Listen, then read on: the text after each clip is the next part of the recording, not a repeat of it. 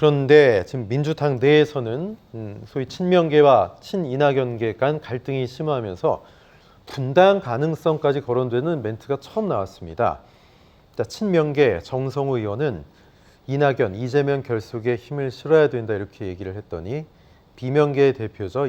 오선의 이상민 의원은 뜻이 다른데 어떻게 한 지붕에 있나 유쾌한 결별도 각오해야 된다라고 얘기했습니다. 그래서 유쾌한 결별이 무슨 의미냐?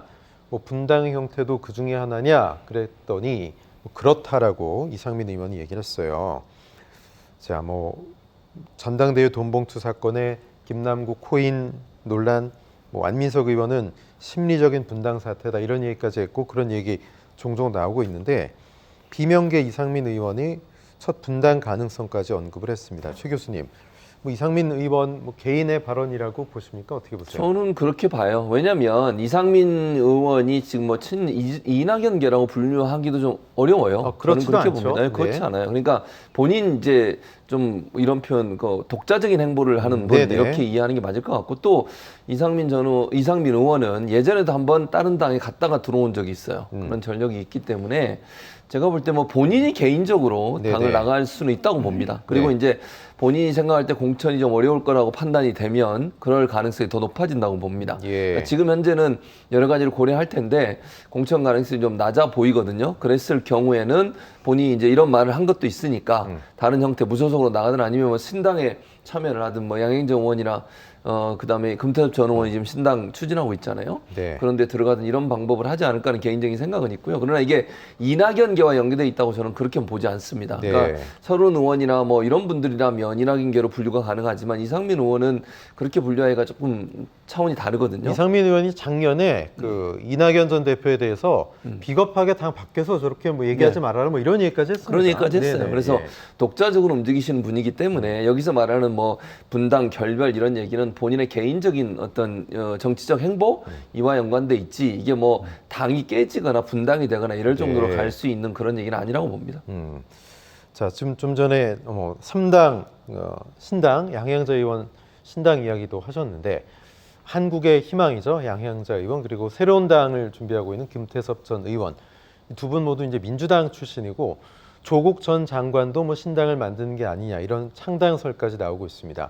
그렇다면 민주당 출신의 어떤 민주당 의원 출신의 신당 창당 이거와 제3지대와 결탁하는 모습 이런 것도 민주당 분당에 어떤 영향을 줄 수 있을까요? 어떻게 보십니까? 영향을 줄 수 있죠. 그건 이제 향후에 이제 친명계가 어떻게 하느냐에 많이 좀 달라질 거다 이렇게 생각을 해요. 그래서 우선 이제 당장 이제 가장 중요한 게 공천 아니겠습니까? 그렇죠. 그래서 내년 총선 관련한 공천하는 과정에서 이른바 이제 쇄신 공천이라고 하는 미명하에 대규모 공천 학살이 이루어진다. 현역들이 대거 이제 예를 들어서 공천에서 탈락하는 사태가 오면 그 현역들 중에 일부는 아마 좀 탈당을 해서 다른 길을 모색하려 될 가능성이 좀 있다. 이제 그랬을 때 그렇다고 해서 그럼 국민의힘으로 갈 거냐?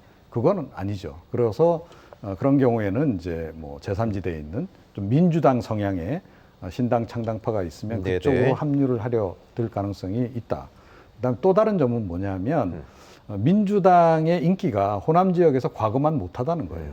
지난번 이제 지방선거 때 대표적으로 그게 이제 확인이 되기도 했습니다만 이 지역에서 너무 이제 이 독주를 오래 하다 보니 좀 오만해졌다 이런 판단들을 지역 주민들이 지금 많이 내리고 있습니다. 그래서 민주당도 이 지역에서 좀 변하지 않으면 안 된다라고 하는 그런 인식이 굉장히 강해요. 그런 점이 있기 때문에 민주당 출신의 그런 신당이 의외로 파괴력을 가질 수도 있습니다. 마음만 잘 얻는데 성공한다면 그럴 수도 있는 거죠. 그래서 그 점까지 이제 함께 고려를 해본다라고 한다면 이제 그 가능성은 좀 전혀 없다 이렇게 우리가 배제하기는 어렵지 않나 이렇게 생각합니다. 그렇다면 이른바 명락회동은 언제쯤 이루어질까? 자, 이낙연 전 대표의 광폭 행보 때문에 당 안팎에서는 이게 갈등처럼 비춰질 수 있거든요. 이재명 그리고 이낙연 두 전현 대표 좀 만나야 될 거 아니겠습니까? 어떻게 그렇죠. 보세요? 조금 전에 말씀하신 이제 수순에 따라서 안 만나면 안 되는 거죠. 안 만나면 오히려 이상한 그런 그 상황이기 때문에 만나긴 만날 거예요. 그런데 이제 이낙연 전 대표의 최근 행보로 봐서는 조금 시간을 좀 더 가지고 아마 전반적으로 이제 이른바 친노 친문계, 특히 그 중에서 이제 비명계에 속하는 분들하고 네. 좀 일련의 접촉을 쭉 좀 한 다음에 여론을 대강 이제 좀 들어보고 결정하지 않을까. 근데 뭐 만나는 거야 뭐 어려운 문제가 아니잖아요. 그래서 뭐 간단하게 뭐 인사 차원에서의 그런 그 만남, 이거는 뭐 머지않은 미래에 좀 있을 가능성이 있다 이렇게 생각합니다. 예, 광폭 횡보하는 이낙연 전 대표, 오늘 문 전 대통령 만나서 어떤 메시지가 나올지, 또 명락회동은 언제쯤 이루어질지 지켜보겠습니다.